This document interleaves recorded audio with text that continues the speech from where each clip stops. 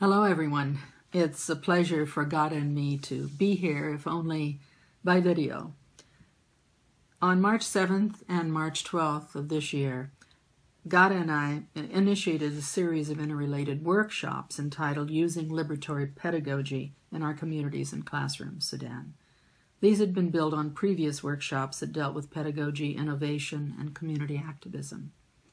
The first workshop was an attempt, building on two earlier workshops in 2012 and 2014, was an attempt to bring light into forefront the extent that the non-governmental organizations, NGOs, in this case women's NGOs, are knowledge producers, and then look to the pedagogical practices they're using to present this knowledge to the communities with which they work. The second workshop was an attempt to hold the first anti-racism workshop ever held in Sudan. Both workshops, each sensitive in its own way, were by invitation only. The NGO one had some 40 participants, whereas the anti-racism one had some 17. Both were held in two different community centers. Gada and I traded off as central facilitator, Gada taking the lead in the NGO one, and I took the lead in the anti-racism one, but both of us were facilitating at both. Gada will now begin by assessing the NGO workshop, summarizing the content very briefly, then critiquing our collaborative praxes and pedagogy. Hi, thank you, Sondra. I'm going to talk about this first workshop, the one about women NGOs as knowledge producers. This workshop was held on the 7th of March this year at Nuwaida. In Omdurman. Nuwaida stands for Nuba Women for Education and Development Association. We were very lucky, actually, that we had a broad range of organizations in terms of the problem areas that they were working on, literacy, legal rights, or groups that they are targeting, youth, internally displaced persons, and they were also coming from different sizes or levels.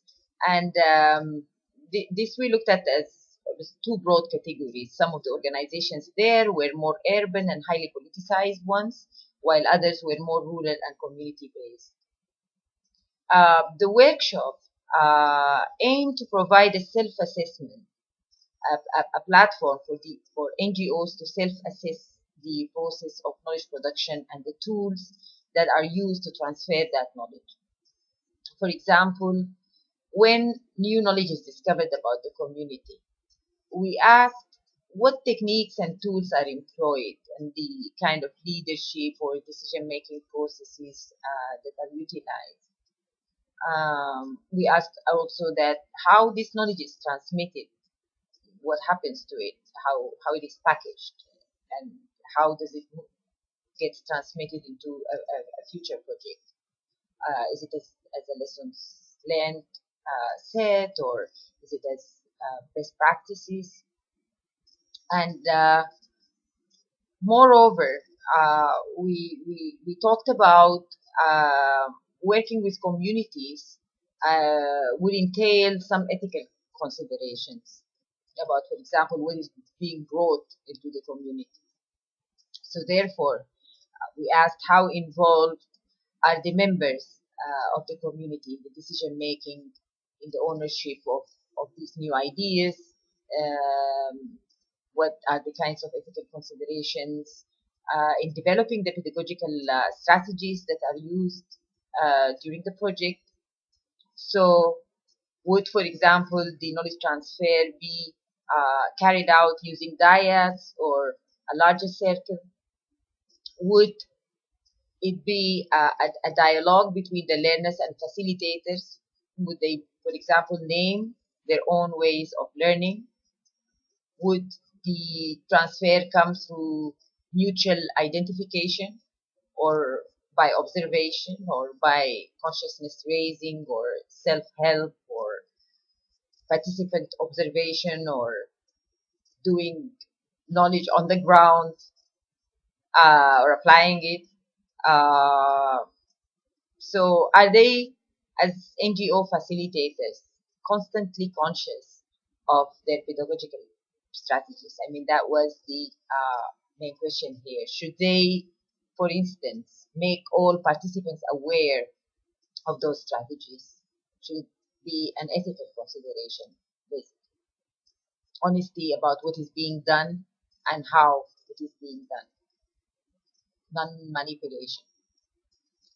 And these dialogues continued since 2012 and into actually a further workshop after the one on the 7th, when another opportunity presented itself. We got an invitation to participate in a training workshop organized by the Confederation of Civil Society Organizations in Sudan. And this was a great opportunity as well, because this workshop brought to Khartoum NGOs from conflict-ridden areas, Darfur, Nuba Mountains, Blue Nile. And in all these workshops, we followed and suggested elements of a Freirean model of pedagogy, liberation pedagogy. And we aimed and looked at examining what might be appropriate in the Sudanese context. So the key points, I want to summarize here what were the key points that were discussed in the dialogues by us as facilitators and through the discussions that was generated during the workshop. So the key points in these dialogues include first that the type of knowledge that the NGOs produce could be considered as of high value. And high value because it is produced outside controlled zones, so it could be considered as an alternative and people-oriented narrative. And for that reason, we could look at it as important that we look at the processes of its transmission or its production. And second, we also wanted to discuss in these workshops the importance that we are aware and critique the dominant modes of knowledge production, those ones that would leave out much of the knowledge that the communities we work with produce. And the third element of these workshops was about discussing some practical ways whereby NGOs can look at for classifying and organizing the knowledge that they produce.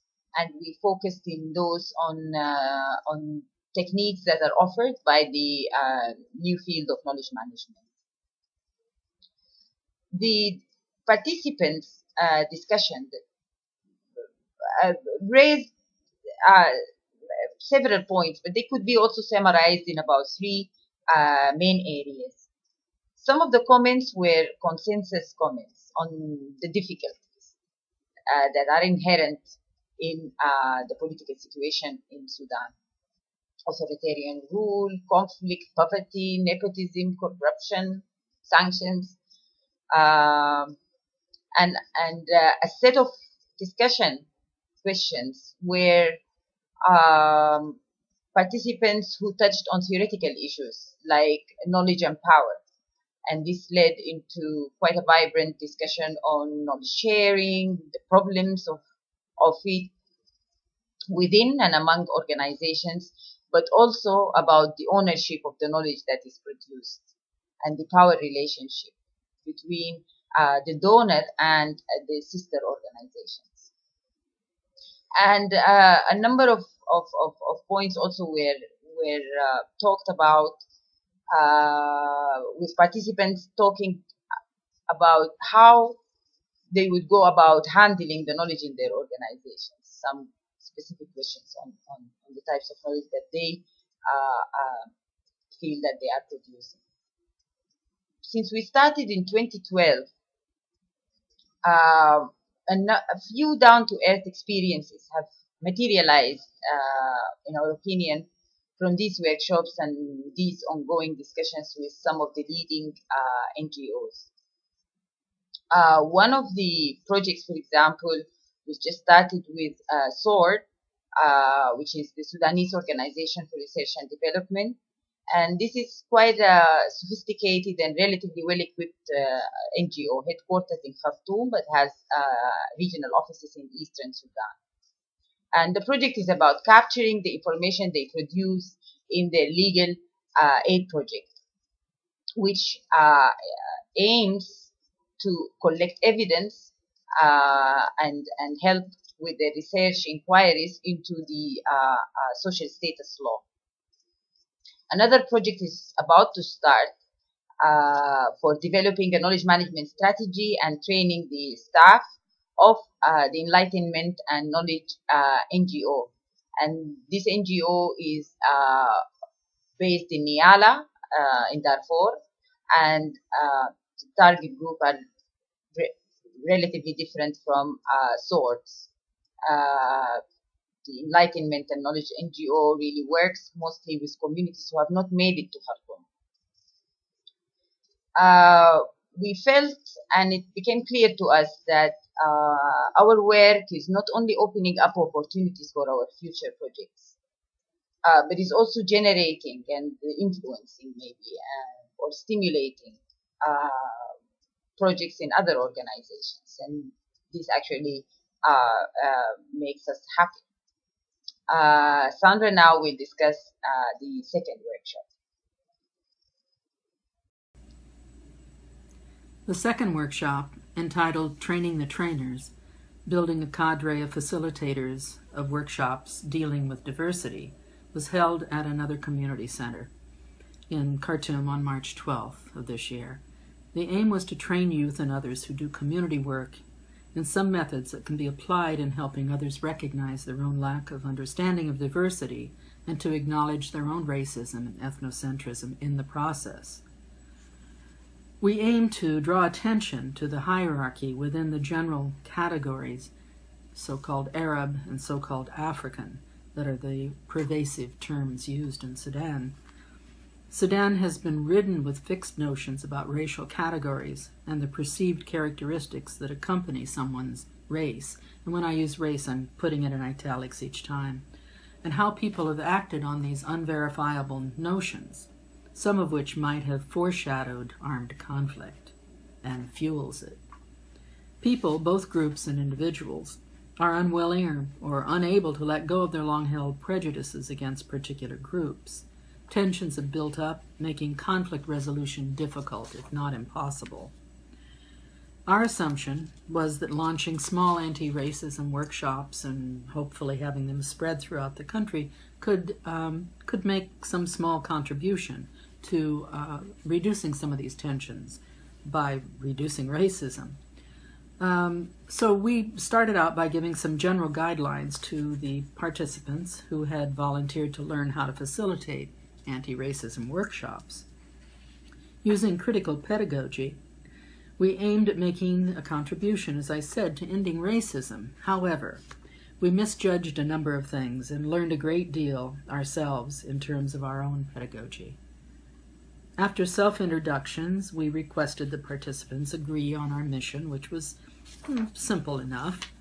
And then we moved to a discussion of terminology, starting with multiculturalism. We thought this would be quite straightforward, but that we should all agree on some terminology. And I critiqued multiculturalism as the concept that was encouraging parallel societies, perhaps leading to essentialism in the sometimes shallow celebration of cultural diversity. Our participants, who were mostly trained to appreciate multiculturalism and the display of cultural diversity in the form of festivals of folk songs and dances and so on from different regions, different cuisines, etc. That should sound familiar to some people. Anyway, they were uncomfortable with the critique. They're thinking of the embracing of multiculturalism as a solution to racism, in other words, to learn to appreciate our differences and everything will be okay. We then moved to a critique of the term diversity as a euphemism and perceived more discomfort We started to realize, but a bit on the late side, that we had encountered some sacred cows. We were trying to skip over steps that some other societies, or at least some people in some societies, had gone through to reach a state of self-critique around these concepts. When we discussed race and racism, we encountered even more discomfort. We defined racism as either a person's personal prejudices, intentional discrimination, or we could accept or talk about a racial justice understanding of racism, a set of societal, cultural, and institutional beliefs and practices, regardless of intention, that subordinate or oppress one race for the benefit of another. We laid out 3 expressions of racism: personal, cultural, and institutional.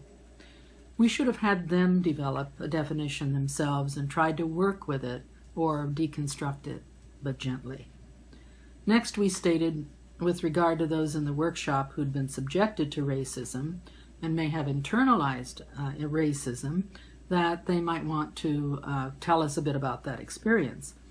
Although among our participants were members of Sudan's marginalized, no one in the room was willing to acknowledge that he or she had been subjected to racism, let alone internalized it. Only one person acknowledged that she saw herself as a marginalized person, and she was complaining that because she is from Darfur, that's a marginalized area of non-Arabs, it was assumed that she was one of them. She was taking the high road as a member of a dominant group living among the marginalized, that is, African groups, and resenting that people thought she was a Darfuri, in other words, an African. We were stunned. I think neither one of us knew what to say. Our next goal was to have participants agree on some guidelines or a code of ethics in terms of how to proceed. These 24 ideas began simply enough, but they got more difficult as the issues became fraught. We managed to get through the first 9 guidelines without any problems, but that's because these just had to do with how we would conduct ourselves in the workshop. Not interrupt, be respectful to each other, holding the contents confidential, etc. But by the time we reached number 10, the discomfort was showing and the objections began. Because number 10 was, we will acknowledge that we have sometimes said and done racist things. Participants began to object or to be silent, refusing to directly acknowledge their racism. One person said she had been racist in her past, but that she is down to nearly 0 in her racism. And then she gave an example of her liberation from racism with a truly racist example that was intended by her to exemplify the opposite. We asked that everyone in the room acknowledge that we're all privileged in some way.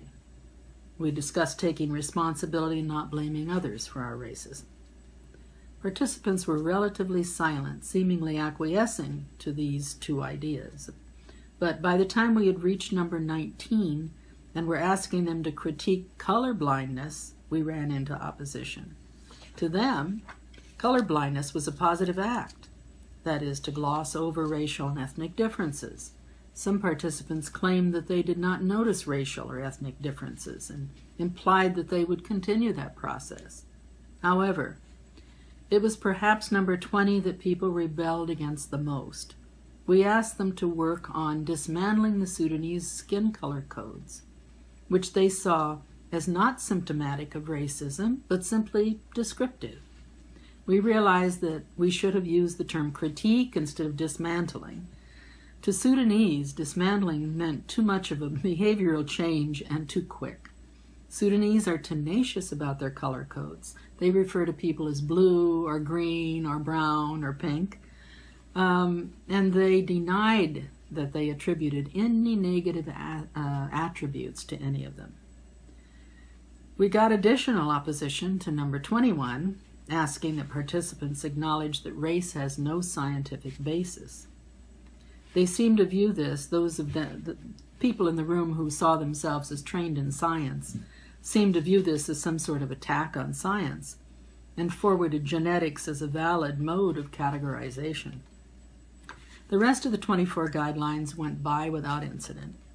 These were about spreading the ideas into other workshops, considering each other as allies, using each moment as a teachable moment in our families and jobs and communities and so on.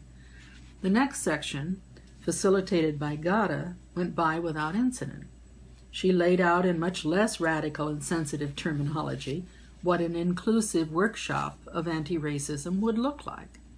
It might have helped that she's Sudanese and not a foreigner like me, even though I've been associated with Sudan for 54 years, but not a foreigner like me imposing ideas on them.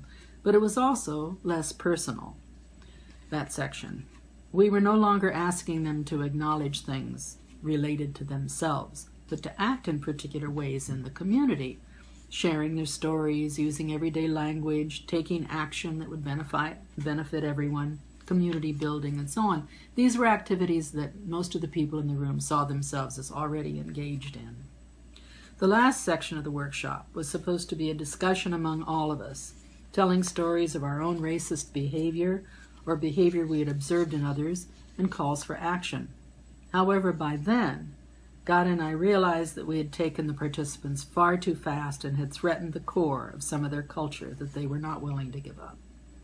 It was clear that we had needed to develop particular pedagogical skills for Sudanese culture specifically, even though the participants had been mostly handpicked. Even though they were among the liberal to progressive segments of the population, we realized that we needed to conduct at least 3 or 4 workshops preceding this one, perhaps one of which could have been an exploration of the ethnography of Sudan. We also realized that we had needed to ask them what some of these terms meant to them, such as racism, and taken it from there, rather than starting with a critique. We made too many assumptions about them. It might also have helped to have had some vignettes to give them, or and have them react to, or to do some role-playing, with each playing different ethnic, racial groups in interaction with each other. We should have realized that we were dealing with a society where people are highly protected, and that means that they are not self-critical. We are rubbing against the grain of everything they'd been taught, that self-criticism is weak, that not protecting the reputation of oneself or one's family is a grave error, etc. Sudanese are the opposite of open. Therefore, admitting to racist behavior as a prelude to doing something about it was considered ill-advised social behavior. One person said he had lived among different races and ethnicities all of his life and was therefore not a racist. Every behavior in the workshop was self-protective. We now suggest a question as a pedagogical tool. How essential is it to acknowledge one's own racism in order to move forward in ending racism?